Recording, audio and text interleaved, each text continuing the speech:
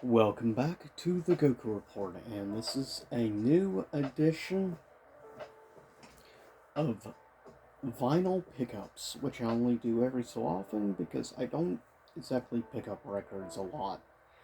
So with that said, total we have 5 new vinyls to look at. First though, actually before doing that, I'll look at a single thing I got last year. Just a single song on a 45 record, which is actually a 45 of the released single last year for the most recent, of course, horror film Halloween. And that is the single called Hunter's Moon. Now, this is double sided 45. On side 1 is the normal song, and on the other side, you have Hunter's Moon instrumental version exclusively. So it's kind of cool the fact they do release singles as like 45 records, which is actually really cool. Of course, from Ghost. Now looking at the actual records. First up, we have a couple from, of course, the band that needs no introduction, Coldplay. Now, this is arguably my least favorite Coldplay album of all time, but nevertheless, it doesn't change the fact I still love this. I love specific songs off this album. Princess China featuring Rihanna is one of my personal favorite songs off the album, if not my favorite single off the album. I would say other than that, I also really liked Paradise, but for a time there, it was just so overplayed on radio and everything that I got, frankly, for a time there, kind of frustrated with the song because I heard it way too much.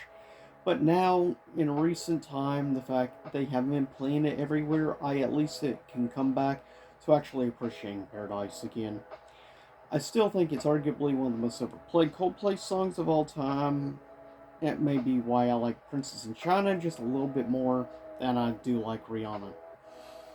But with that said, it is still a good album overall, even though it is arguably the weakest album from Coldplay. That's not saying too much negative because I hold Coldplay in the highest of regard when it comes down to it. But next is, in my opinion, the second weakest album from Coldplay. Personal opinion. And Head Full of Dreams was the name of this album. Now, Head Full of Dreams, even though I do think it's weaker than most of their albums, I do like a few songs, puts it over Milo, and just barely doesn't make the very bottom. Just one spot above. But nevertheless, I still also like this album for specific singles on the album personally. And arguably also I love the album design, the coloration, and everything. And what makes it important about these two albums is now I officially have all of Coldplay's discography on vinyl. So that's a big deal to me as somebody who has been a fan of Coldplay for now over 20 years, which is mind blowing to think Coldplay's been around since 1999. With that said, next up album, however, number 3, is an album I think I'm surprised at how much I like. Arguably, one of the good things is I actually found this album on vinyl for $10 in perfect condition. It was pre-owned, which is why I was able to find it for a reasonable price from a local record shop, which I am happy to have a record store. And that is actually arguably my personal favorite album. Uh, an artist I don't listen to a huge amount, but I actually surprisingly love this album. The album is called Death of a Bachelor.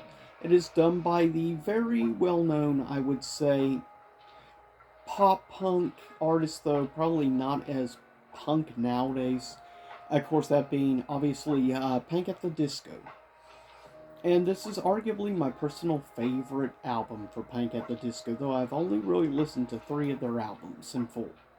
But out of those three, hands down, my personal favorite album of theirs is Death of Bachelor. It's a great album, and you can tell there's a lot of inspiration from music on this album, from like classic era, like certain elements on some songs kind of remind me of elements like in the background stuff of like what you would have heard in the time period of like Frank Sinatra and many others. So that's a pretty awesome deal, and the fact I was able to find this for $10 mint condition is great. $10 is a great deal for in general vinyl, let alone, in my opinion, a superb album at that. With definitely a, I like also the more infusion and stuff like Emperor's New Clothes is probably my favorite song off this album, hands down. In the future, sometime maybe I might do an album review on Death Bachelor, but there's like one or two other albums first I need to review before I do this. The main one being Abbey Road from the Beatles. But with that said, it is definitely an awesome pickup. Second to last is the most recent album by a course who has become arguably one of my personal favorite metal bands of all time. That is, of course, Ghost. With their most recent album, released just a couple months ago, for me personally, my favorite song on the album is interestingly one of the songs that is getting hated on by a lot of YouTube music critics, or snobs as I call them. Mostly because they hate on a song, which is probably my favorite song off the album, that is 20s. I like it because some of the background elements in the song 20s very much reminds me of stuff from more recent years, stuff from actually Demi Bulgir. And if you don't know who Demi Bulgir is, they're a European black metal band who's been around for quite a few years. Like, they've been around as long as Cradle of Filth, which is pretty impressive. If you don't know who Cradle of Filth is, check them out. There's some great songs that I highly recommend check out. Same for Demi Bulgir. But with that said, out of the albums right now, I have now 3 Ghost albums, and for me, I would probably put this in third place out of the 3. Still, it's a great album. It has a very good, consistent flow. Plus, to be fair, I hold the other 2 albums very high regards, especially Prequel. But still, nevertheless, this album is great and is probably one of my favorite albums to come out in probably the past 3 years, easily. Last but not least, I wanted to save the key important.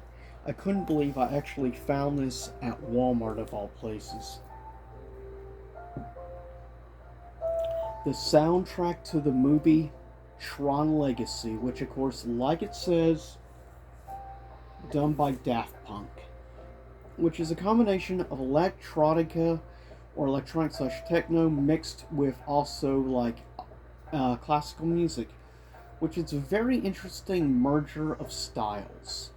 Merging together, but surprisingly, of course, Daft Punk did an excellent job on it, which I'm not surprised because Daft Punk were very much at the precipice at the early era of like what would become known as like electronic and techno.